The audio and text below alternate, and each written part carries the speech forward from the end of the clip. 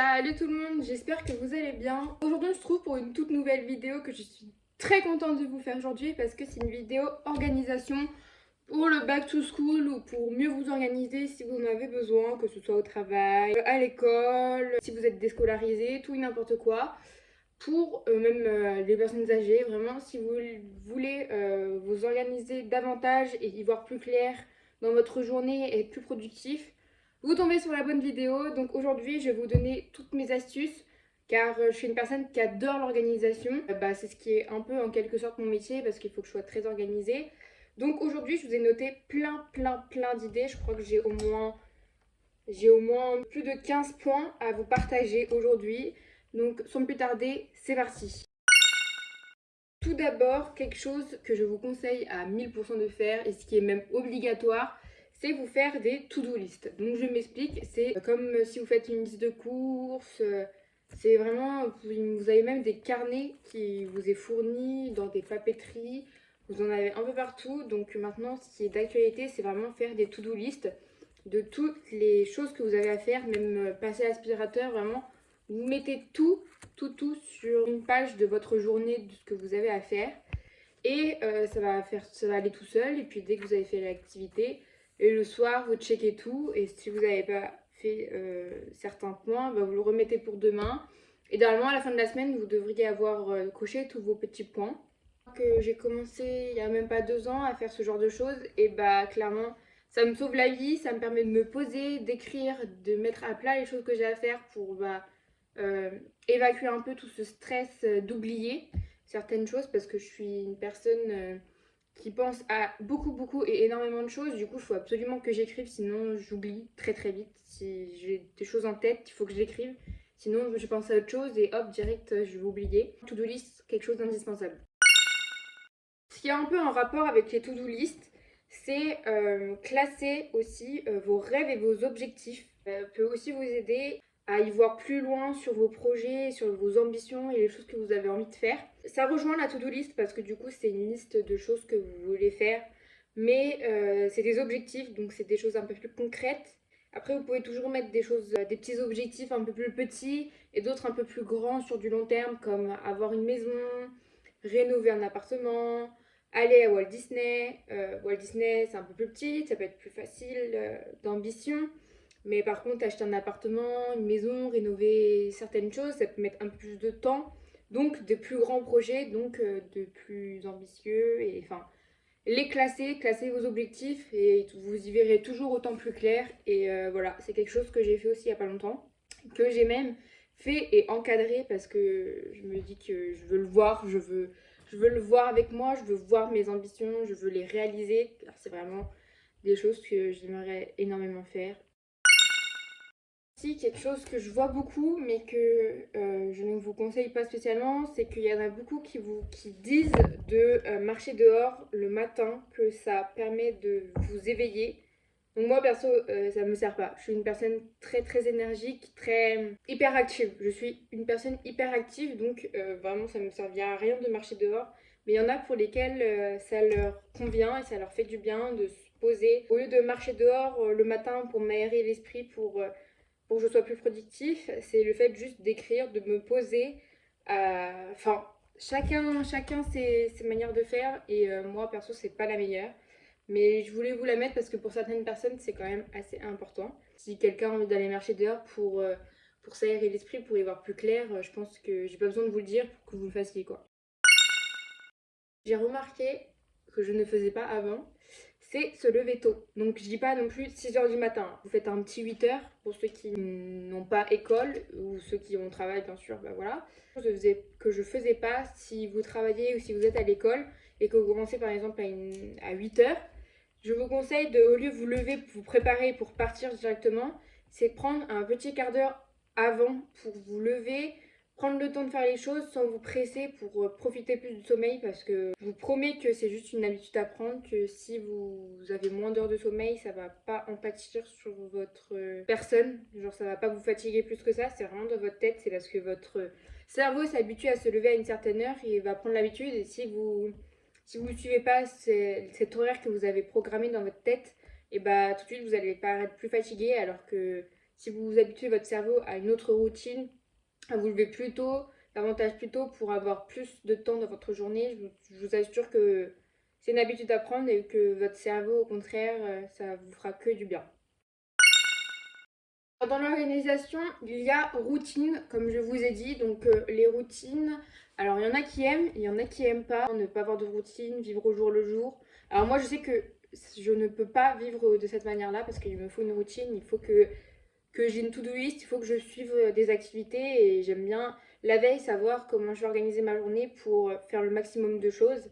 Les routines comme par exemple vous créez une boisson bien spécifique, prendre le temps le matin de dire oh j'ai d'abord aux toilettes, ensuite après je vais faire mon lit, je vais descendre un peu, me faire un bon café, soit je fais un café vite fait quand j'en ai pas envie, je me fais un café où je mousse mon lait, je mets du sirop de caramel, je mets du coulis caramel comme les Starbucks. En fait je prends le temps de faire les choses bien quand j'en ai envie et quand j'ai moi le temps bah, je garde ma routine mais je fais les choses plus rapidement.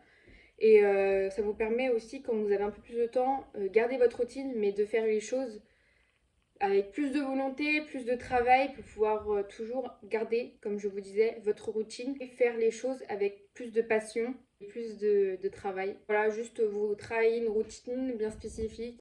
Et si vous faites votre journée la veille pour le lendemain, je vous jure que faire une activité la veille, ça peut vous permettre de faire déjà tout ce que vous avez à faire. Et en plus, ça vous reste un laps de temps pour pouvoir faire de nouvelles choses, d'autres choses ou avancer et avoir de l'avance sur votre agenda. Comme ça, vous avez votre routine, vous avez fait les choses que vous avez à faire et tellement que vous avez déjà prévu votre journée que limite ça vous laisse un peu plus de temps pour d'autres activités. Alors dans la routine, il y a aussi, quand vous avez fait vos temps d'activité, votre liste de choses à faire, et qu'il vous reste un peu à l'âge de temps, c'est profiter et trouver des passions. Bah après moi je suis une personne très créative, j'aime bien comme je vous dis, je suis hyper active, j'aime bien bouger, donc il faut tout le temps que je fasse de nouvelles choses, que j'adore apprendre et du coup depuis peu une nouvelle passion c'est de lire des livres mais très philosophiques, très remise en question, très développement personnel. Du coup ça m'aide à y voir clair sur pas mal de choses et pour vous dire ça m'aide vraiment. Pas obligé, lire, il faut absolument lire des romans. Alors je vous assure que non, il y a toutes sortes de livres, des mangas, vraiment quelque chose que vous aimez bien, que ce soit BD, même si vous êtes adulte, vous avez 30 ans et vous n'aimez pas lire des romans, choisissez des livres d'enfants avec des grosses... Moi je sais que j'aime bien, à une époque j'aimais bien lire des livres d'enfants où il y a des gros titres, des grosses écritures et ça me dit bah en fait ça passera plus vite, mais en tout cas c'est pareil que si c'est des petites écritures, enfin vous permettre de lire, pour moi ça aide beaucoup et ça permet de se poser davantage. Et j'en ai fait une passion, comme le dessin, ça permet de se poser aussi. Je suis d'école d'art, du coup bah ça m'a pris beaucoup à cœur aussi avec le fil des années. J'ai appris à dessiner, donc je sais que si je dessine, je vais dessiner quelque chose de concret. Après, il y en a qui n'aiment pas trop le dessin, donc je peux comprendre, mais vous pouvez trouver toute autre activité, faire du piano, faire du vélo, il y en a qui aiment plus le sport. C'est des petites passions qui fait que faut que vous trouviez quelque chose pour vous poser sans que vous preniez la tête encore sur des tâches à faire qui vous prennent la tête, que vous pouvez faire mais avec adoration. Quelque chose d'un peu plus informatique. Voilà, on va passer.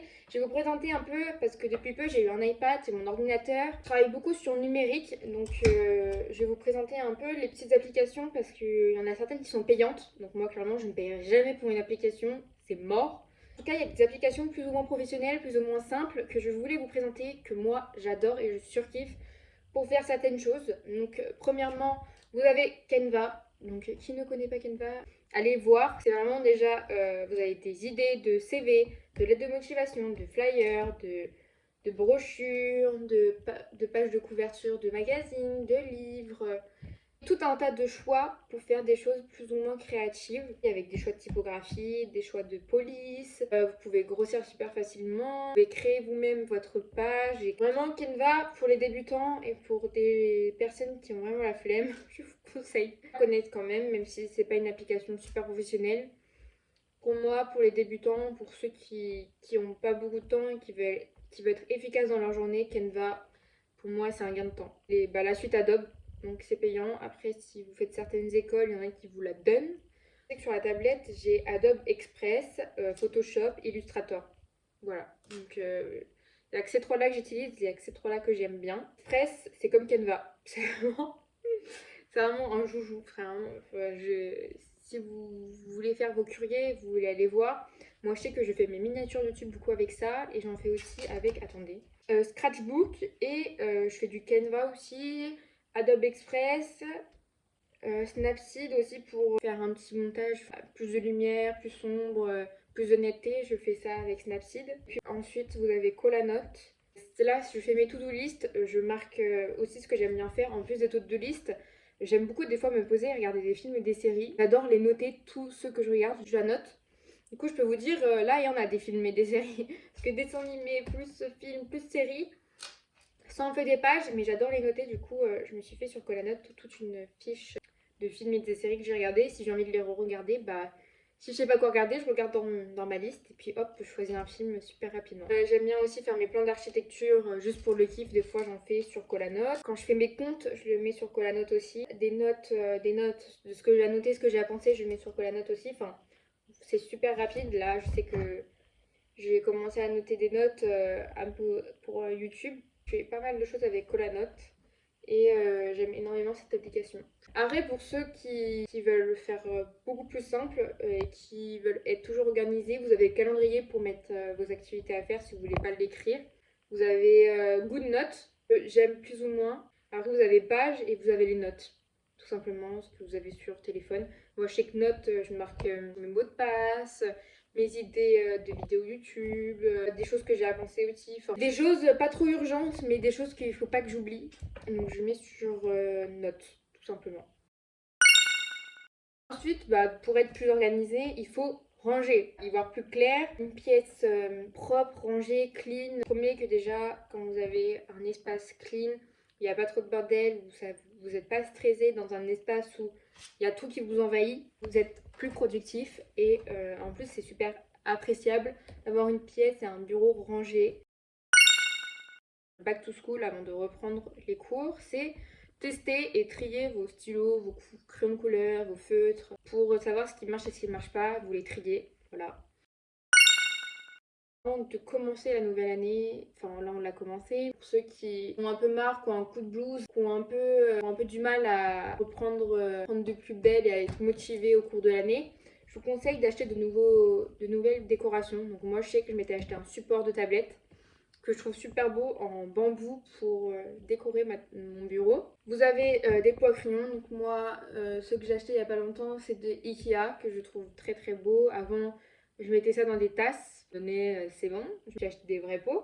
Des petites plantes vertes que vous pouvez mettre un peu partout dans votre chambre, que ça vous permet d'avoir un peu plus de fausse nature. Vous mettez de la vraie, vous faites ce que vous voulez. C'est des idées de déco que je vous donne, des bougies pour un espace plus cocooning. Vous achetez un peu plus de rangement. Moi, je sais que je m'en suis refait un là. Et je me suis refait faire un rangement que j'ai pris sur le bon coin, que j'ai pas en gris. Là, pareil, j'ai un autre meuble à côté de mon bureau pour ranger tout ce qui est livres. Grand tiroir aussi pour ranger. Vous créez des espaces de rangement. Un dessous de bureau. Moi, j'adore changer le mien. Avant, j'en avais un noir. J'en avais un en tissu que j'avais fait moi-même. Et là, j'en ai refait un moi-même. J'ai pris carrément une planche de carton que je me suis acheté de l'adhésif en marbre. Du coup, trop fière de celui-là, le petit dernier. Après, de toute façon, je me connais, je vais avoir un petit moment où je vais avoir envie de changer. Du coup, le marbre, ciao, et on va partir sur autre chose. Petite déco qui peut renouveler, vous montrer que vous avez un nouveau espace alors que vous avez juste rajouté des petits éléments. Mais c'est le truc qui fait la différence. Et moi, perso, dès que j'achète un nouveau truc pour ma chambre, je suis trop heureuse. J'ai l'impression d'avoir une nouvelle chambre et vraiment, j'adore. Voilà. J'espère que cette vidéo vous aura plu et que ça vous aura donné des petites idées pour être d'autant plus productif, organisé, vraiment. Moi, c'est quelque chose que j'adore faire. Et je suis ouverte à d'autres propositions, clairement, dans les commentaires, sachant que j'adore être organisée. Donnez-moi des idées, des inspirations, que je puisse, moi aussi, être d'autant plus productif que vous. Sur ce, je vous fais d'énormes gros bisous. J'espère que ça vous aura plu.